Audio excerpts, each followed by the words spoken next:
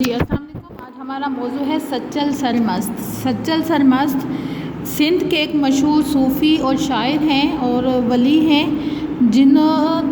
جن کے بارے میں آج ہم یہ سبق پڑھیں گے۔ سچل سرمست تو سب سے پہلے ہم اس کی بلند خوانی کرتے ہیں کہ درازہ شریف ضلع خیر پور میں رانی پور اور گمبٹ کے درمیان ایک گاؤں ہے۔ مطلب درازہ ایک گاؤں کا نام ہے جو کہاں پر موجود ہے، ضلع خیر پور میں رانی پور اور گمبٹ کے درمیان میں ایک گاؤں ہے درازہ شریف جس کا نام ہے، اور وہاں پہ سچل سرمست پیدا ہوئے ہیں۔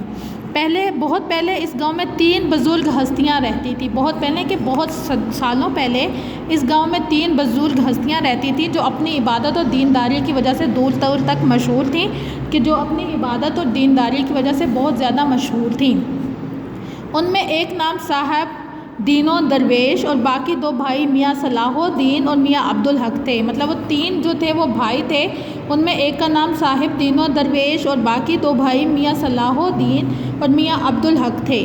دونوں بھائی مسلمانوں کے دوسرے خلیفہ حضرت عمر فاروق رضی اللہ عنہ کی اولاد میں سے تھے، اس لیے انہیں فاروقی کہلاتے ہیں۔ وہ دونوں بھائی کیا تھے کہ میاں خلیفہ حضرت عمر فاروق رضی اللہ عنہ کی اولاد میں سے تھے، اس لیے ان کو فاروقی کہا جاتا تھا۔ ان کے نام کے ساتھ فاروقی لگتا تھا ان کے نسب کی وجہ سے۔ نسب کہا جاتا ہے جو آپ کا خاندان پیچھے سے آ رہا ہو، مطلب جو کسی صحابی کے ساتھ میچ ہو، وہ آپ کا نسب کہلاتا ہے۔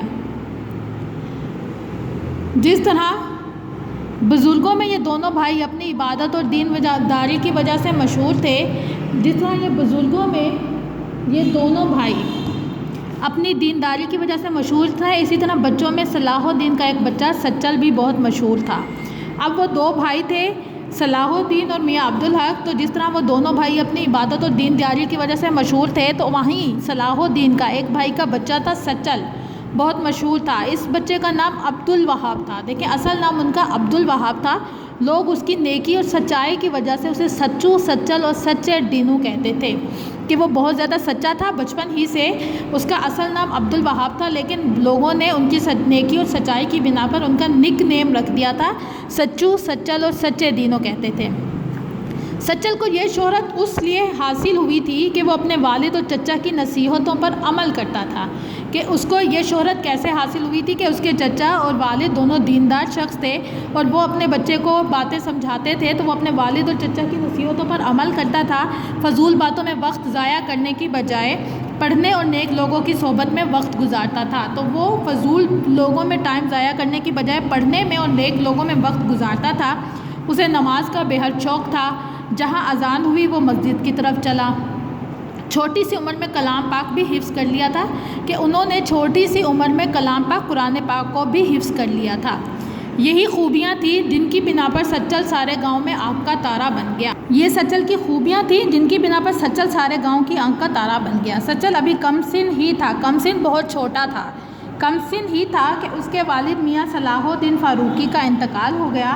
والد کے انتقال کے بعد سچل اپنے چچا عبدالحق فاروقی کے پاس رہنے لگا۔ کہ ابھی سچل بہت چھوٹا تھا تو ان کے والد میاں صلاح الدین کا انتقال ہو گیا، تو وہ اپنے والد کے انتقال کے بعد سچل اپنے چچا میاں عبدالحق فاروقی کے پاس رہنے لگا۔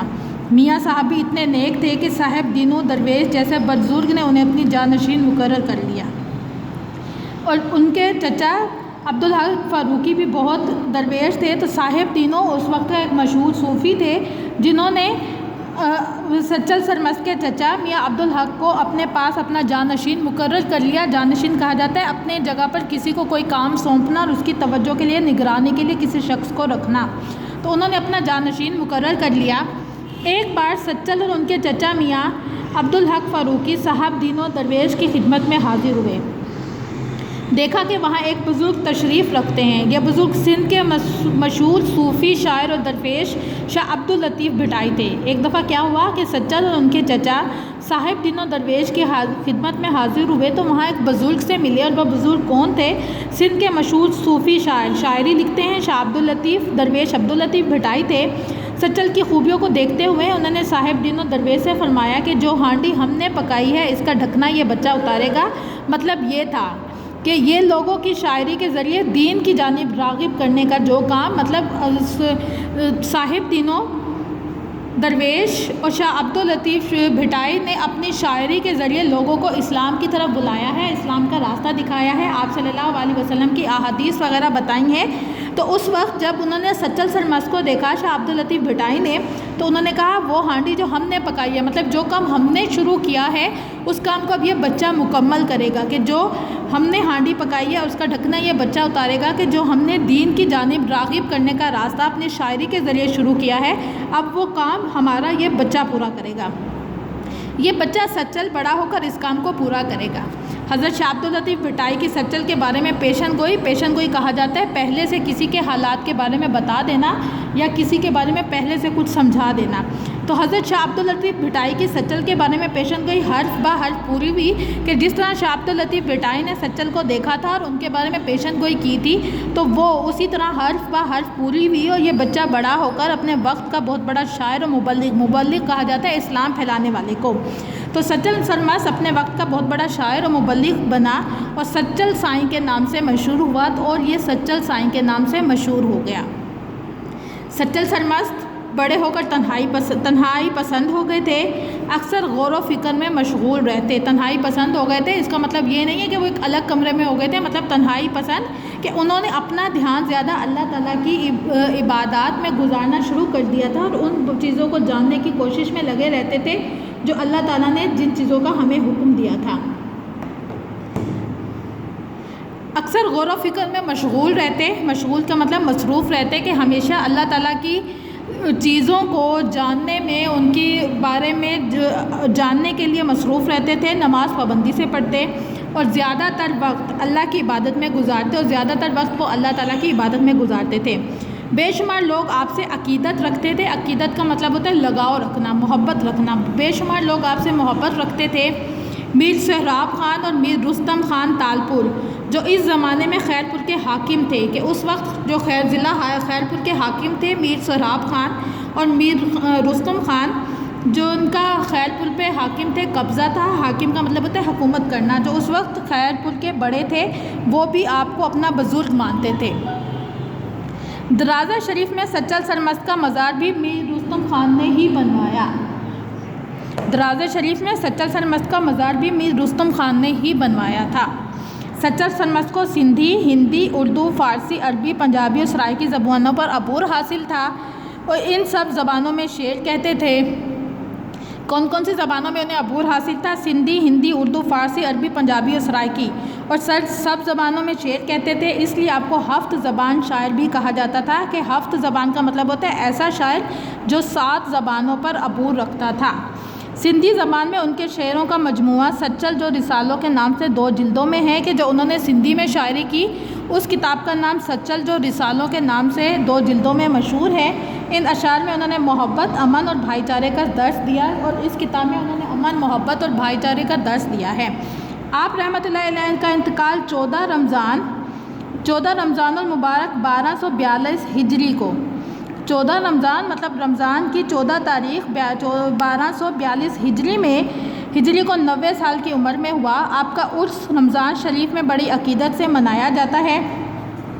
عرس کا مطلب ہوتا ہے ان کا ہر سال ان کی برسی کو منایا جاتا ہے، اس کو عرس کا نام دیا جاتا ہے اردو میں۔ ان کا عرس بڑی عقیدت سے منایا جاتا ہے، دور دور سے لوگ آ کر اس میں شریک ہوتے ہیں۔ سچل سرمست کا کلام ہر خاص و عام میں اپنی خوبیوں کی وجہ سے آج بھی مقبول ہے، کہ سچل سرمست کی لکھی گئی شاعری آج بھی اپنی خوبیوں کی وجہ سے ہر انسان میں موجود ہے۔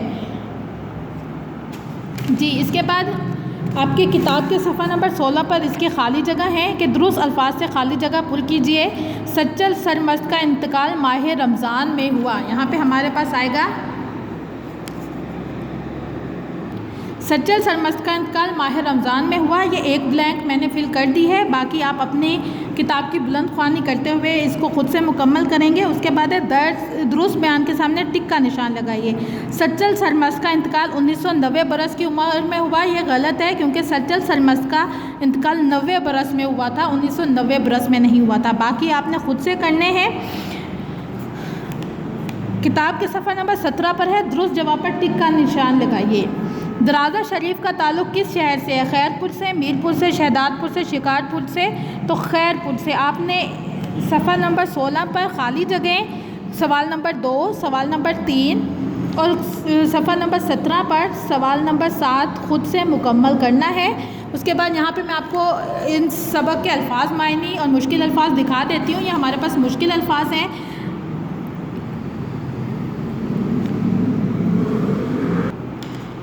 जी, ये हमारे पास मुश्किल अल्फाज हैं। दराज़ा, खैरपुर, डीनो दरवेश, फ़ारूकी, नसीहतों, कमसिन, जानशीन, पेशन गोई, मुबल्लिग, मशगूल,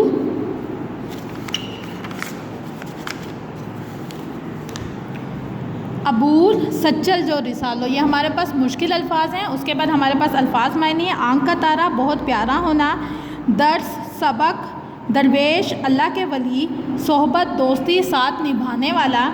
नंबर 5 पर है अकीदत, मोहब्बत। नंबर 6 पे है मुबल्लिग, तबलीग करने वाला। नंबर 7 पर है नसीहत, अच्छी बात, नेक मशवरा।